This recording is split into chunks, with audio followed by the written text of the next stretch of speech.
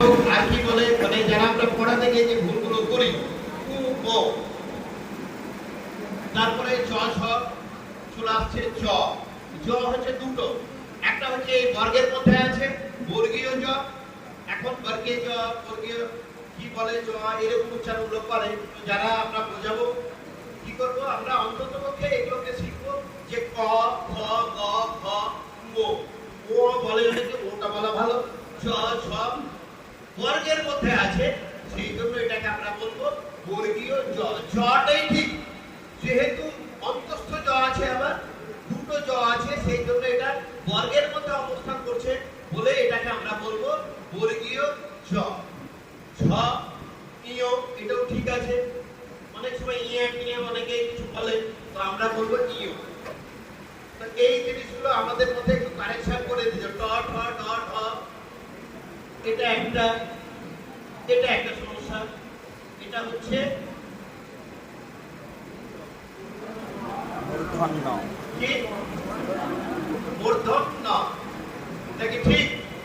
মূর্ধন্য যদি হয় ঠিক তাহলে এটা কি দন্ত ন, এটাই তো দন্তন্য। তাহলে দন্ত সাহায্যে ন হচ্ছে দুটো, ন দুটো, দন্ত সাহায্যে হচ্ছে উচ্চারণের জন্য দন্ত ন, মূর্ধার সাহায্যে হচ্ছে ওই জন্য মূর্ধন্য বলে তো হবে না, মূর্ধন্য ন, এটা হচ্ছে ঠিক। তাহলে একটু আমরা কারেকশন করে নেই। তাহলে এতদিন জানতাম ন দুটো, আমরা সবাই জানি একটা দাঁতের সাহায্যে হচ্ছে যখন উচ্চারণ করছে দাঁতে লাগছে তো দন্ত ন হলো, ন দুটো আমরা জানি। যেমন একটু আগে দেখলাম জ দুটো, একটা বর্গীয় জ একটা অন্তস্থ জ, তাহলে আমরা কারেকশন করে দেব। এটা যখন বর্গীয় জ জানে তাহলে ওটা বলি অন্তস্থ জ বলি, ওটা পরে আসছি অন্তস্থ জ। তাহলে জ দুটো পেলাম, ন দুটো পেলাম, ভুলটা কোন জায়গায়? দন্ত ন ঠিকই বলি কিন্তু মূর্ধন্য নটাকে বলি মূর্ধন্য। তাহলে ন দুটো, একটা দন্ত না একটা মূর্ধন্য ন। ক্লিয়ার হয়ে গেল? আশা করছি এই জিনিসগুলো আমাদেরকে একটু জানতে হবে। আচ্ছা, এরপরে চলে আসছে ত ঠ ত থ দন্ত ন, এই দুটো নয় পার্থক্য হয়ে গেল। এরপরে এটি অষ্টবর্ণতে প ফ ব ফ ম আলাদা করে লেখা আছে, এটা পরে আলোচনাতে আসবো আমরা। তো যাই হোক, এখানে এবার অল্প প্রাণ আর মহাপ্রাণ। আমরা জানি পায়ের সাথে কি আছে? স্বরবর্ণ আ আছে, পায়ের সাথে অ আছে, গ ঘ সবটাই আছে। এবার এই মহাপ্রাণ আর অল্প প্রাণ কেন লেখা আছে? যখন কোনো বর্ণকে যখন আমরা মহাপ্রাণ করব তখন তার সাথে যোগ হয় হ, কয়ের সাথে যোগ করলে ক যোগ হ হয়ে গেল খ, কয়ের সাথে যখন হ যোগ করব ক যোগ হ তখন হয়ে গেল খ। তারপরে একইভাবে জয়ের সাথে যখন যোগ করব হ তখন হয়ে গেল ছ, জয়ের সাথে যখন যোগ করব হ তখন হয়ে গেল ঝ, টয়ের সাথে যখন যোগ করব ট তার সাথে হয়ে গেল ঠ, জয়ের সাথে যখন হ যোগ করব তখন হয়ে গেল ঠ। ঠিক একইভাবে টয়ের সঙ্গে যখন যোগ করব হ তখন হয়ে গেল ঠ, জয়ের সঙ্গে যখন হ যোগ করব তখন হয়ে যাবে ঠ। এবার এটা একটু ইংরেজিতে বললে বেশি বুঝতে পারবে। একই ব্যাপার, কে সমান যদি বলি ক, এবার তার সাথে আমরা কি লাগাই? খ লিখতে গেলে এইচ হয়ে গেল খ। একই সূত্র সব জায়গায় বলবো, জি মানে ক, এইচ লিখে দিলাম খ, সি এইচ এর ছ, আরেকটা এইচ লাগিয়ে দিলাম ছ। একই সূত্র, জে তে বর্গীয় জ, এক এইচ লাগিয়ে দিলাম এইচ মানে হ হয়ে গেল ঝ, টি সমান ট, একটা এইচ লাগিয়ে দিলাম ঠ। একই সূত্র প্রয়োগ করলে দিয়ে ড, দিয়ে এইচ লাগিয়ে দিলাম ঠ। এবার আমাদের ক্লিয়ার হয়ে গেল। যখন ইংরেজিতেই যেহেতু বুঝি ওই জন্য ইংরেজিতেই করা হয়েছে এটা। হ্যাঁ, একইভাবে এটাকেও যদি নিই, পি তে প, পি এর সঙ্গে এইচ লাগিয়ে দিলাম ঠ হয়ে গেল, বি তে প, পি এর সঙ্গে এইচ লাগিয়ে দিলাম ঠ হয়ে গেল, তারপরে মনে। ক্লিয়ার হয়ে গেল আশা করছি। এবার আমাদের যেটা দরকার, যে ভুলগুলো হয় এটা হচ্ছে উ, এটা হচ্ছে ইয়, এটা মূর্ধন্য ন, এটা দন্ত ন, এই পর্যন্ত ঠিক আছে। তারপরে কিন্তু প্রত্যেকটার সাথে আমরা আলোচনা রাখবো, প্রত্যেকটা শব্দ দিয়ে। একটু সময় কম, অনেকটা দেরি হয়ে গেছে, আমি অনেকটা শর্টকাট করছি, কারণ এই বর্ণ নিয়ে আলোচনা করতে গেলে কম করে 2.5 থেকে 3 ঘন্টা বা 4 ঘন্টা লাগবেই। তাহলে এই 10 মিনিটের আলোচনা নয়। যাই হোক, আমরা এর মধ্যে বুঝে নেব, কারণ বাচ্চাদের ক্ষেত্রে ঠিক আছে আমরা সবাই জানি। আর সবথেকে বড় কথা, যে স্কুলে বড় বড় বাংলার শিক্ষকরা আছে, এটা আমার নিজস্ব, কারণ আমি বাংলা নিয়ে পড়িও নি, জাস্ট একটা আলোচনা করছি, সবাই অংশগ্রহণ করবো, অনেক কিছু আমরা শেয়ার করবো। আচ্ছা, এরপরে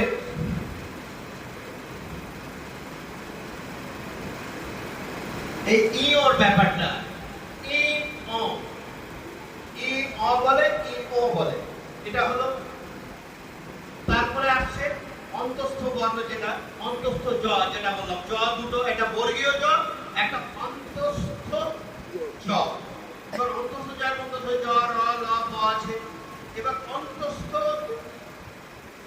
যেটা আছে অ, এটা একটা অ দুটো আছে, স্বরবর্ণের মধ্যে পড়লো আর একটা ব্যঞ্জনের মধ্যে পড়লো, এই জন্য এটা শুদ্ধ উচ্চারণ ই অ, অ ই অ বলে। তারপরে আমি নেক্সটে আসছি তালব্য বর্ণ। আচ্ছা, স, তালুর সাহায্য দিয়ে উচ্চারণ হচ্ছে, আমরা তালুটা বুঝতে পারি না, ঠিক উপরে জিভের একটু পরে তালুর উপরটা, এই তালব্য, তালুর সাহায্যে আমরা যখন বলি তালব্য স, জিভটা আমাদের তালুতে লেগে যাচ্ছে। মূর্ধন্য স, স তিনটা, স তিনটা, তালব্য স তালুর সাহায্যে হচ্ছে, তারপরে একটু দাঁতের পরে হচ্ছে মূর্ধা, মূর্ধার সাহায্যে মূর্ধন্য স, তারপরে দাঁতের সাহায্যে হচ্ছে ওই জন্য দন্ত স, তিনটা স আছে। হ্যাঁ, আর একটা আছে ন দুটো, এটা মূর্ধন্য ন, সেটা হলো আগে। তো এরা শুরুতে বসে না কি কি, অন্তস্থ, খণ্ডত, অনুচ্ছেদ আর বিসর্গ, চন্দ্রবিন্দু, এগুলো শুরুতে বসে না, আমরা জানি। এই বর্ণ তো শুরুতে বসে না।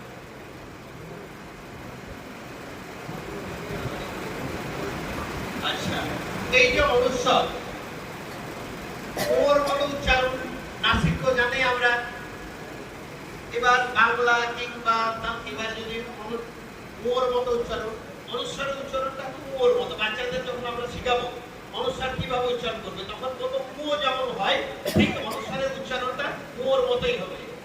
একের বা ও যদি লিখি যেমন উচ্চারণ, অনুস্বারের উচ্চারণটা যেহেতু পারবে না, সেই জন্য আমরা ওইখানে বাচ্চাদের শেখানোর জন্য তুলে ধরবো যে এই উচ্চারণটা যেমন ও উচ্চারণ হয় ঠিক একইভাবে ওর মতো উচ্চারণ করবো, সেই জন্য সেটা হবে ওর মতো উচ্চারণ। নাসিক্য, একটু নাসিক্য থাকবে অনুস্বারের ক্ষেত্রে। বাংলা, বাংলা না বলবো না, একটু নাসিক্য ভাব থাকবে। বাংলা এই কথাটা বলবো না, যখন অনুস্বারের উচ্চারণ করবো তখন একটু নাসিক্য থাকবে। ও যেমন হয় ঠিক একইভাবে বাংলা কিংবা এবং, মানে একটু নাসিক্য ভাব থাকবে। এবং আমরা বলি এবং বাংলা, এরকম নয়। যখন এই অনুস্বারটা উচ্চারণ করব আমাদেরকে একটু জেনে নিতে হবে যে এই নাসিক্য ভাবটা আমাদের এখানে রাখতে হবে, একটু নাসিক্য থাকবে। আমি পুরোপুরি নাসিক্য বলিনি, তাহলে সেটা হবে শুদ্ধ উচ্চারণ। এতক্ষণ আমরা চন্দ্রবিন্দুকে হয়তো নাসিকার সাহায্যে, নাকের সাহায্যে উচ্চারণ করছি, সেটা নয়। এই ভাবটা কিন্তু আমাদের থাকবে। তারপরে যেটা একটু বেশি দাম, পাঁচ, এটা তো আমরা জানি। এবারে আসবো আমরা বিসর্গ। এই বিসর্গটা অনেকে আমরা ঠিকঠাক উচ্চারণ করতে একটু ভুল করি, এই জায়গাতে আমাদেরকে আসতে হবে। আমি তিনটা নিয়ম এখানে করা আছে। এই বিসর্গ তিনটা যদি শেষে থাকে, অর্থাৎ অব্যয় যেগুলো শব্দ, অব্যয় সূচক শব্দ, বয়াগরেগা বা বিসর্গ, বা অসমু বিসর্গ উ, আ বিসর্গ আ, ছয়স্করে ছি বিসর্গ ছি, অর্থাৎ অর্ধ হ, হটাকে অর্ধ করতে গেলে যে উচ্চারণ হয় সেটা হবে অব্যয়যুক্ত শব্দের ক্ষেত্রে। তাহলে বা উ ছি, এই যে উচ্চারণ সেটা হবে অর্ধ হ, শেষে হয়ের উচ্চারণ হবে, কিন্তু পুরোপুরি নয়। এটা অব্যয়যুক্ত যেগুলো আছে, অব্যয়যুক্ত সেই শব্দের ক্ষেত্রে এই উচ্চারণ হবে বাংলা বিসর্গ। এখন এই উচ্চারণগুলো তো ভুল করি। এবার যদি মাঝে থাকে, তাহলে মাঝে থাকলে পরের এটা কি করি আমরা, দুবার করি। এই যে যেমন দুঃখ, দুঃখ বিসর্গ খ, তাহলে পরেরটা কি হলো, এই খটা একবার দুঃখ একবার খু, দুঃখ, দুঃখী। পরের শব্দে এই বানানগুলো আমরা প্রায় ভুল করি, অতঃপর বলি না, অতঃপর নয়, পরটাকে দুবার, অতঃপর। এই উচ্চারণটা এখন আছে অতঃপর, এখানে অশুদ্ধ হলো অতঃপর। পুনঃ পুনঃ আমরা বলি প্রায় পুনঃ পুনঃ, না, পুনঃ পুনঃ, অর্থাৎ পুনঃ পুনঃ কোনটা হবে, এই পটা একবার প হবে, একবার প হচ্ছে পু হবে, তাহলে পুনঃ পুনঃ। তারপরে খ, দুশ্চিল, একবার তালবসা একবার তালবসা হয়ে গেছে স্থির ল, দুশ্চিল। তাহলে এই ভুলগুলো আমরা যারা জানি হয়তো পড়েছি, এই ভুলটা আমরা প্রায় করি। উচ্চারণটা কি শুনে করি, দুশ্চিল দুঃসাহস বলি, কিন্তু সঠিক উচ্চারণটা